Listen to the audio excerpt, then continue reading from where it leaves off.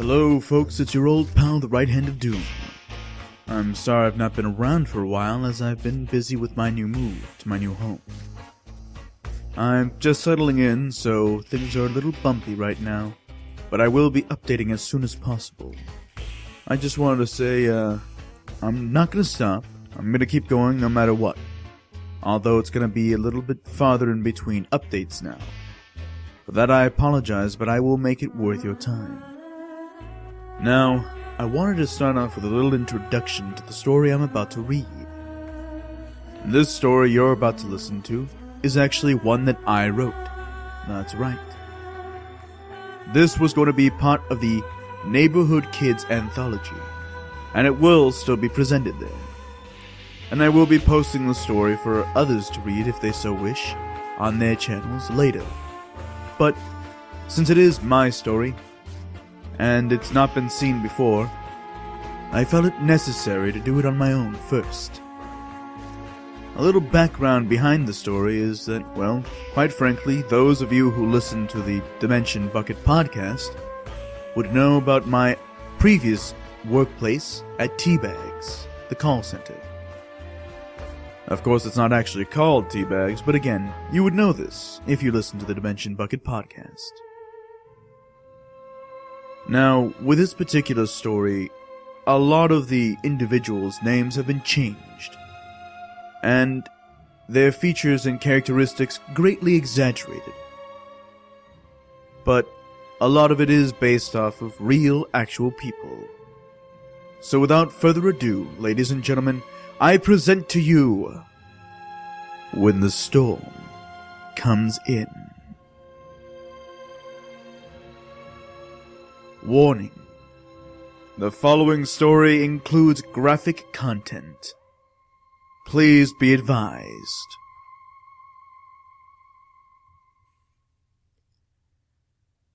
He loathed today. He couldn't tell why, but he did. He strode up to his workplace with his badge swinging around his neck and his hair blowing in the wind. The sun beat down on him, causing him to sweat uncomfortably in his pants and button-down shirt. Building itself was home to numerous cubicles that were connected to one another. Everyone was busy on the phones. They were either making calls or taking them. It was loud, and it annoyed him. The endless prattle for cash to be collected and for people to evade their payments made him sick to his stomach. The chairs the collections team sat in were comfy and new, with their desks in various juxtaposed states of clean and dirty, depending on who sat in them. The boards that showed their numbers was an ever-present reminder of who was better. Todd's desk, however, was farther to the back and closer to the exit, where they kept the customer service team. The team consisted of only 24 representatives and 3 managers. This uneven distribution of employees to managers always made their jobs more arduous. Irate callers demanding to speak to a manager because they didn't like what they were being told. Often, they never even got transferred, because there were never enough managers who could actually take the calls. With the endless supply of people calling in, the amount of people getting callbacks was very limited. Now, Todd didn't hate his job. Most days, in fact, he loved it. There would be days where he'd have to wait 10 to 20 minutes between calls, and so he would do what he liked with his time. Whether it be to ride or goof off with his fellow employees, it was never truly a dull moment. What he did hate was being a part of a company that treated the service department as if they were nothing but a group of red-headed stepchildren. There were even an uneven amount of chairs to sit in. The computers were ancient and could barely run on the internet most days, which most sites were blocked anyway, and the air conditioning breathed right on top of them. It was unpleasantly colder than it needed to be, and added to the laundry list of grievances Todd had with the company. Todd had gotten ill plenty of times from going in and out of the building for a smoke, only to be greeted by a sun that was too hot and an AC that was too cold. He had come in late today, because his stupid car had gotten a stupid flat tire and everything around him seemed stupid. As he made his way to his desk to see a lack of a chair, it took all he had not to cuss loudly enough for everyone to hear. God damn assholes, he muttered under his breath. Todd asked the girl beside him, Jennifer, if the woman who usually sat next to her would be coming in today.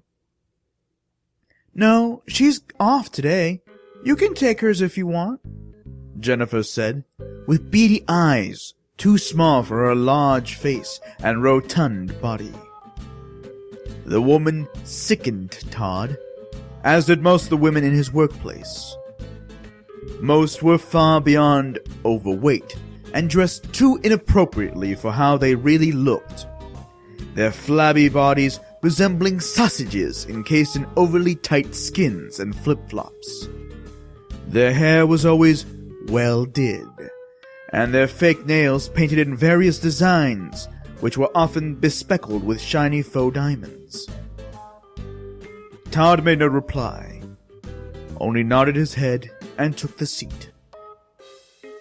It was one of the most uncomfortable chairs he had ever had the displeasure of sitting in. Sighing to himself, he accepted his fate with a device and sat down. It would only be 5 hours, and nothing to sweat, but it made him upset to think that someone had taken his chair, knowing full well that he'd be coming in today. "Hey Todd, how are you today?" came the familiar cheer of the manager, Sylvia. Sylvia was a nice woman, who, much like the other woman there, had an odd-shaped body. She had thin, graceful brown legs that had been topped off with petite breasts set over an over-large torso and small head. Her frizzy dark hair never complimented her face, except when she wore glasses. Her speech was punctuated with a lisp, which drove Todd up the wall some days and made him want to kiss her on others. Todd knew he had issues. "Sorry for being late, Sylvia. That tire's gonna cause me a ton of problems. I'll make the hour up tomorrow if you want," Todd said, trying to sound as relaxed as possible. The tension welling up inside of him seemed to be twisting his stomach into a clutch. "It's all right, Todd. These things happen. We're all just glad you're okay." She beamed at him, a small gap between her two top front teeth, sticking out like a Rolls Royce in a poor neighborhood. She looked like an overgrown child, and her speech lent itself to the image. After a minute or two of chit-chat, he opened up his internet browser and clocked in.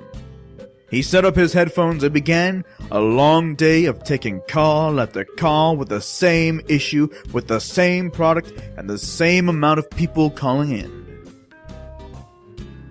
"Thank you for calling. Can I please get your phone number?" "Ma, what?" Your phone number, please," Todd replied with a hint of menace in his voice.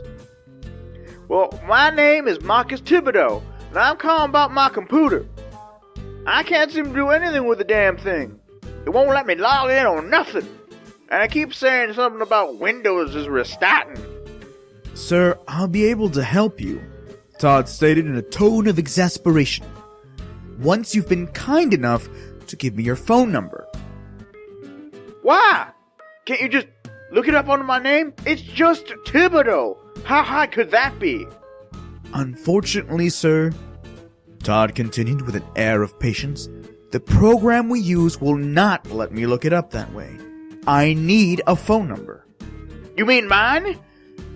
"That is correct, sir." "How am I supposed to know my own phone number?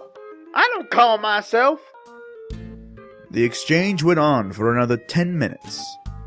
This was a regular occurrence at the call center, and always left Todd drained of patience and willpower. The rage and anxiety that would boil up inside of him during these calls left his muscles taut and knotted. It wasn't until 2 o'clock before he felt the absolute call of nature. The calls had taken their toll, and he needed to be away from the phones for a bit. He remained clocked in, but logged out of the phone in order to ensure no calls came in whilst he was absent. The restrooms were at the far end of the structure, closer to the entrance. The walk helped keep his legs circulated and gave him a view of the outside world. In the service department, there were no windows. There were only thick, suffocating walls, which seemed to choke out free will. Obey, they seemed to say. Silence, they seemed to whisper. Oppression, screamed his brain. Todd rubbed the bridge of his nose between his forefinger and thumb. Philosophy classes and Pink Floyd seemed to have influenced him more than his teachers had anticipated, he supposed. He looked out the window to see a sudden change in weather. What was once a very bright and somewhat cloudy day had out of nowhere turned into an afternoon with no sign of sun. Dark, fluffy clouds appeared to be bringing a large storm. A flash of purple lightning cracked through the sky in a disquieting fashion, leaving Todd to stare in disbelief a moment before the ground-shaking boom of thunder. It's headed our way, bro. And it looks nasty. Just look at that wind out there, blowing everything around. The familiar voice of the cocky co-worker Chaz came up from behind him. Chaz's bald head shone brightly in the fluorescent light, along with a thin stubble of beard that traced his gaunt face. Todd was shorter than Chaz, but he always felt taller than him, as Chaz had a smaller frame, even though he worked out far more than Todd did. Todd never really seemed to be intimidated by him. Yeah, it looks like a shitty day out there. Glad I work inside, Todd replied, making his way to the restroom. He swung the door and went to the stall, pulling out his phone to play some game he had downloaded the other day. Following him, he heard Chaz walk into the restroom. As Todd finished up, he saw that Chaz was at the sink scrubbing his hands up to his forearms. An odd ritual, but Todd never commented on this fact. In fact, Todd never tried to speak in a men's restroom. It seemed to break the unwritten agreement between men. No talking while shitting. That is, unless something warranted being said.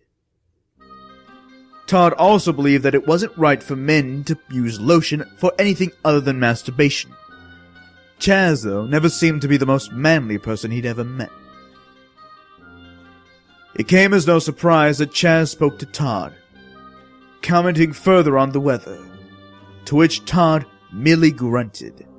As if to respond to his grunt, another thundering boom shook them, and the lights suddenly flickered out. Well, shit. Good thing I was on my way out, Chaz said with a laugh. Todd waited a moment for the generator to kick in, but it never did. Whenever the call center lights went out, it was never for very long. At most, it would be just a few minutes, but not even the backup lights were on. Everything had just gone out. Chaz was about to speak, before being silenced with a sharp shh from Todd. Todd heard something, muffled through the door, as if one of the collections team's many parties was suddenly interrupted. He knew that when something like that was happening, most people neglected to act professionally, and would oftentimes act like jackanapes. When Todd cracked the door open wider, he noticed just how dark it appeared outside. The storm gave the hint of no illumination. It was pitch black. The second thing he noticed was the screams. The screams filled the entire building, roaring of the sound of thunder. There were screams for files, screams of frustration, screams of fear. But the most surprising and terrifying sound was the unearthly shriek that came from the things that crashed through the window. There were 3 of these creatures, each larger than the entrance that they created, having to stoop to get inside. They didn't have arms at all. They just seemed to be massive, long-snouted jaws that stood between tall legs that bent midway. They had brown, leathery skin and great, bulging green eyes that seemed hungry. Their drooling maws snapped and bit into the air, causing great waves of panic. The first person he saw being devoured was a young, pregnant black woman who tried her best to get out of the way, but was caught up between the massive jaws of the first 2 to come in. Blood sprayed along the floors and walls as the creatures managed to separate her top half from her bottom, and Todd could just make out the umbilical cord of the unborn child snap as they chewed and swallowed her whole. Where her body parts disappeared to, Todd didn't want to find out. What's going on out there, Todd? Shut the fuck up, Chaz, and help me keep the door closed. Todd replied in a fierce whisper, trying his best not to lose his lunch or his mind. He slid to the floor and back towards the entry as Chaz propped himself against the door. Todd began to sob silently to himself in the dark. Tell me what's going on. Is there a gunman? Is he shooting people? What is it? What is it? Chaz was nearly shouting. Todd slid over to allow Chaz to look at the carnage. Blood and water seemed to be pooling on the tiled floor, staining the carpets and the desks. The wind was blowing so hard that much of the rain was coming in through the windows. Todd slid back into place as Chaz ran to the nearby urinal and started heaving loudly. The sound of Chaz throwing up almost made Todd do the same. However, instinct kicked in, and his need to vomit was overcome by the need to survive, which allowed Todd to croak out, "Shut up! You're gonna get us caught!" So they waited in the darkness, and the muffled screaming continued outside, until finally it seemed that the last person had screamed. Todd, we got to get out of here. We don't know what'll happen if we stay in here. Chaz spoke as quietly as possible. You're right. My car's outside. We should just book it to the car. But the keys are in my desk drawer. Fuck! God, this shit sounds like something out of a fucking book. Fuck! It's the last time I ever wished for work to be more exciting. Todd replied. Check outside and see if there's any more of those things, Chaz demanded. He persisted this way until finally Todd gave in and checked to see if the coast was clear. As he opened the door, a loud squealing echoed, as if one of the pipes from above them was being bent. Once again, panic took hold as he looked outside to see if there was any movement. The squealing grew louder as he opened the door. The darkness outside stretched out forever. It seemed as if no sunlight had broken through the clouds. There was barely enough lightning to show that there was nothing waiting for them to come out. The amount of time that Todd had spent inside the bathroom allowed his vision to adjust to the outside darkness.